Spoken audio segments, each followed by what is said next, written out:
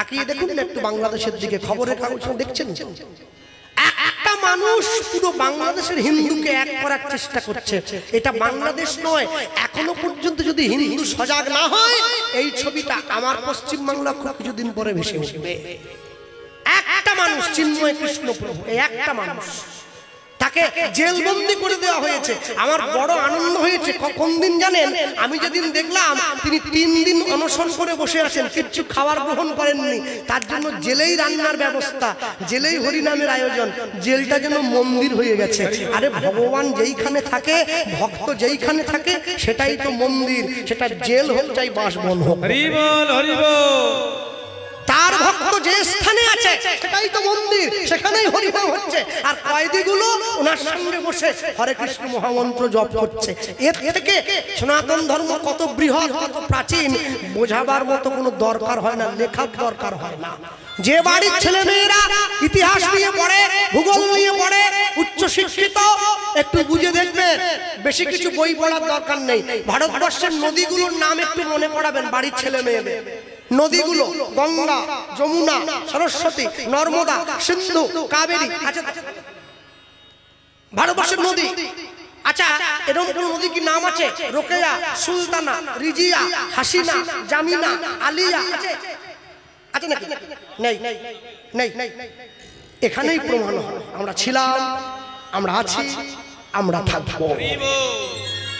যে যাই বলুন সনাতন ধর্মকে নষ্ট করতে কেউ পারবে না। আরে পৃথিবীর শ্রেষ্ঠ ভালোবাসার উদাহরণ তাজমহল নয়, পৃথিবীর শ্রেষ্ঠ ভালোবাসার উদাহরণ রাম সেতু।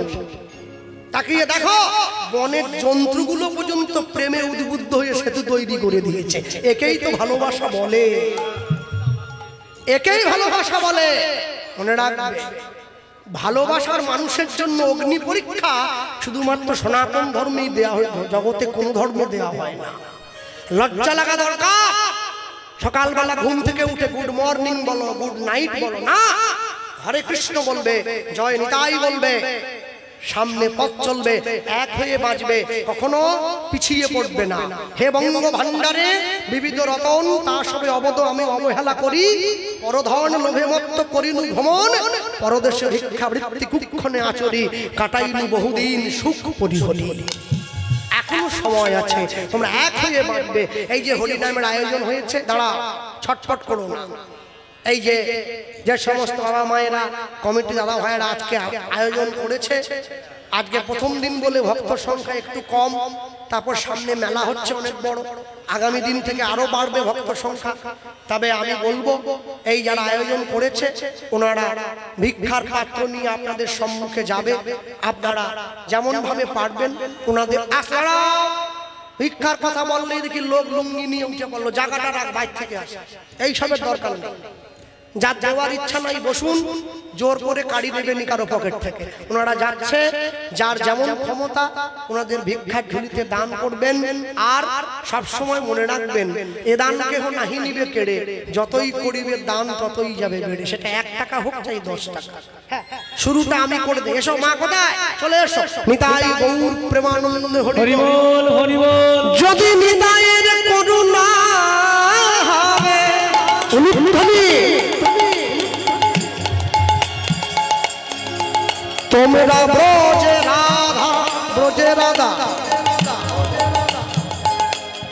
এটা নিয়ে যাও। কৃষ্ণ পাবে যদি নিতাইয়ে করুণা হবে। নিতাই গৌর প্রেমানন্দ হরি বল। তোমরা ব্রজে রাধা, ব্রজে রাধা, কৃষ্ণ পাবে।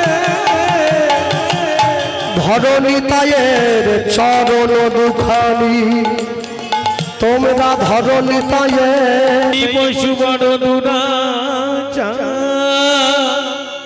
উদ্ধারণ দত্ত নিতাই চাঁদের চরণে যে নয়নের জলটা দিয়েছে, নিতাই চাঁদ আর থাকতে পারলো না, উঠে বসেছে। উদ্ধারণ, তুমি আমার মেয়ে দেখার জন্য কাঁদছো তো, আমি তোমাকে আশীর্বাদ করছি, চিন্তা করে দেখো মেয়ে তুমি ঠিক পাবে। উদ্ধারণ দত্তর মনে পড়ে গেছে নিতাই চাঁদ বলা মাত্রই বর্ধমান জেলার অম্বিকা কালনার গৌরীদাস পণ্ডিতের ছোট ভাই, তার নাম সূর্যদাস পণ্ডিত। এই সূর্যদাস পণ্ডিতের দুইটি কন্যা, বড় মেয়ের নাম বসুধা, ছোট মেয়ের নাম জাহ্নবা। উদাহরণ দত্ত মনে মনে ভাবছে, সূর্যদাস পণ্ডিত আমার বাল্য বন্ধু, তাহলে আমি যদি আমার বন্ধুর মেয়ের সঙ্গে নিতাই চাঁদের বিয়েটা দিতে পারি, তাহলে আমার দুটো দিকই ঠিক হবে, আমার বন্ধুত্বের মানও রাখা হবে, আবার মেয়েটা উপযুক্ত পাত্রও পেয়ে যাবে। এই চিন্তা করে নিতাই চাঁদকে হাত ধরে উদাহরণ দত্ত বলে উঠছে, প্রভু তাহলে চলো, আর দেরি করবো না, মেয়ে আমি পেয়ে গেছি। কোথায় পেয়েছি? কেন? ওই যে তোমার বিয়ের জন্য মেয়ে পেয়েছি। কোথায় পেলে? বর্ধমান জেলার অম্বিকা কালনায় আমার ছোটবেলার বন্ধু, তার দুই মেয়ে আছে, দুটো মেয়েরই বিয়ের বয়স হয়ে গেছে, আমি বড় মেয়েটার সঙ্গে তোমার বিয়ে দেবো। হাত ধরে নিয়েছে, নিতাই চাঁদের সঙ্গে হাত ধরে সুন্দর করে নিতাই চাঁদকে সাজিয়ে মেয়ে দেখার জন্য নিয়ে চলে যাচ্ছে। প্রভু চলো আমরা যাই, নিয়ে যাই। পথ মধুর গাহরি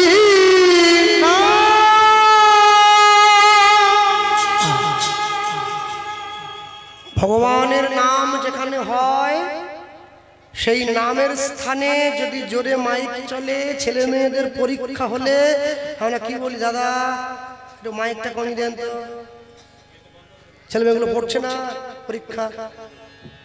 জগতের পরীক্ষায় মাইক কমিয়ে দিলে সেদিন জীবনের আসল পরীক্ষা আসবে, সেদিন কি হবে? 3 ঘন্টার পরীক্ষার উত্তর লেখার জন্য 2 বছর সময় দিয়েছে, 9, 10 মাধ্যমিক, 11, 12 উচ্চ মাধ্যমিক। তুমি মানব জীবনের উত্তর বের করবে, নিজেকে কতক্ষণ সময় দিলে গো? সময় দাও। সময় চলিয়া যায় নদীর স্রোতের প্রায়, যে ইহা না বুঝিল তারে ধিক শতধিক। উদাহরণ দত্ত নিতাই চাঁদের হাত ধরে 1 পা 2 পা করে চলে এসছে কোথায়? সূর্যদাস পণ্ডিতের ঘরের দরজায়। সূর্যদাস পণ্ডিতের বাড়ির দরজায় দাঁড়িয়ে উদাহরণ দত্ত দরজার বাইরে থেকে চিৎকার করে ডাক দিচ্ছে, সূর্যদাস, সূর্যদাস দরজা খোলো। সূর্যদাস পণ্ডিত ছুটে গিয়ে দরজাটা খুলে দিয়েছে। একই রে বন্ধু, আয়, বুকে জড়িয়ে ধরেছে। মনে রাখবেন, বিপদের দিনে যে পাশে এসে দাঁড়ায় তাকে বন্ধু বলে বলে। বিপদের দিনে নিজের পকেটের পয়সা দিয়ে যে আপনার উপকার করে ওকে বলে বান্ধব। আপনার আত্মার সঙ্গে যখন তার আত্মার মিল হয়ে যায় তখন তাকে বলে আত্মীয়। আত্মীয় যদি আপনাকে গোবিন্দ চরণে নিয়ে যায় তখন সে হয় আপনার পরমাত্মীয়। আর যে লোকগুলো 6 মাসে 9 মাসে করে এসে আপনার বাড়িতে মাছের ঝোল ভাত খেয়ে আপনার নিন্দা করে বাড়ি যায় ওকে বলে কুটুম। ওরা আপনারই খাবে আবার আপনাকে নিন্দা করবে। হ্যাঁ, মনে রাখবেন, জগতে কুটুম করে লাভ নেই, করলে আত্মীয় করতে হবে।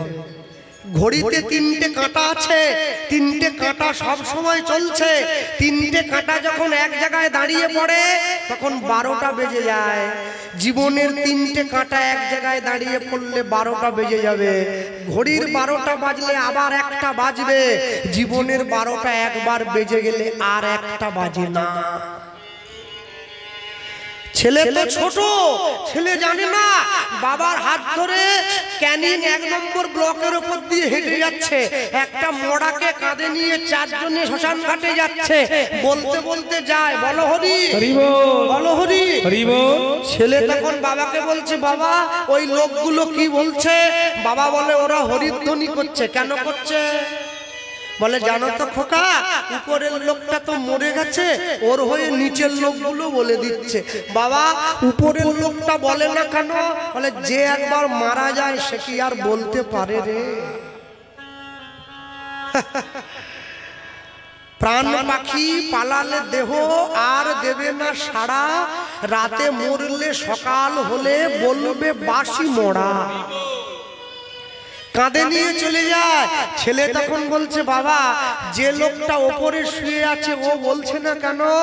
বাবা বলছে, প্রাণ পাখিটা বেরিয়ে গেলে আর কেউ কোনো কথা বলতে পারে না খোকা। ছেলে তখন বলছে, তাহলে বাবা যে লোকটা মরে গেছে ওর হয়ে নিচের লোকগুলো তো অন্য কথাও বলতে পারতো, হরিবোল বলছে কেন? বলে, বাবা জগতের যত কথা সব ব্যথা আর বৃথা, শুধু ভগবানের কথাটাই কথা। তখন ছেলে বাবাকে প্রশ্ন করছে, ও বাবা তাহলে যে লোকটা বেঁচে থাকতে হরির নাম না করে সে? বাবা তখন মনে ভাবছে, একে তো বলেও বিপদে পড়ে গেলাম। বাবা আগা পাঁচতলা না চিন্তা করে বলে উঠছে, শোন খোকা, যে মানুষটা বেঁচে থেকেও হরি নাম না বলে, হরি বল না বলে, ওটা মরারই সমান। বলার সঙ্গে সঙ্গে ছেলে বাবার হাতটা ছেড়ে দিয়েছে।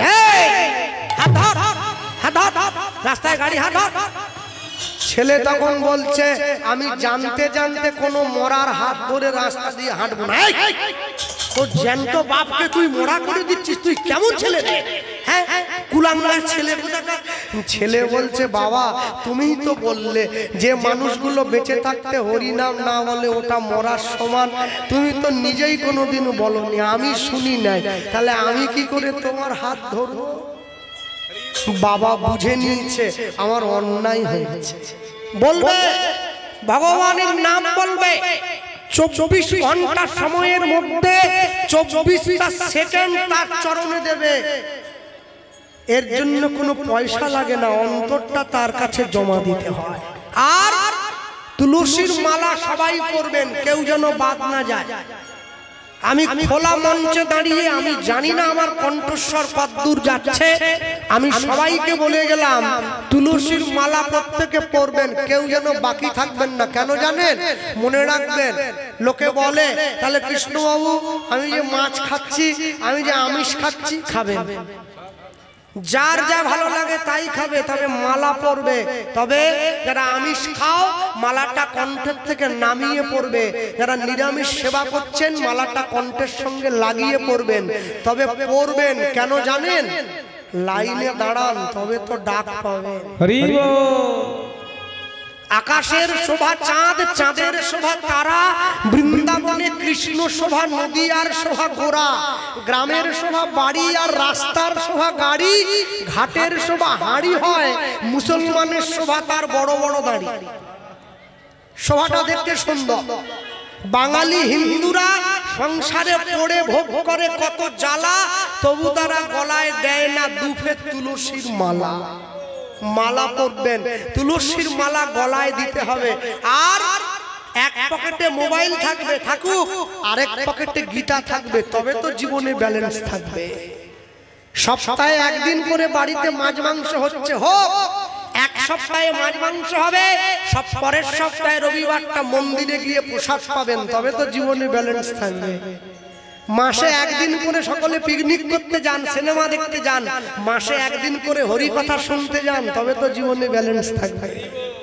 হ্যাঁ, আর তা যদি না করেন, জীবনের শেষ দিনে সবাই মুখ ফিরিয়ে নেবে, আপনাকে সংসারে পড়ে থেকে যেতে হবে। হাসি মাখা বদনে, ছলো ছলো নয়নে, হাসি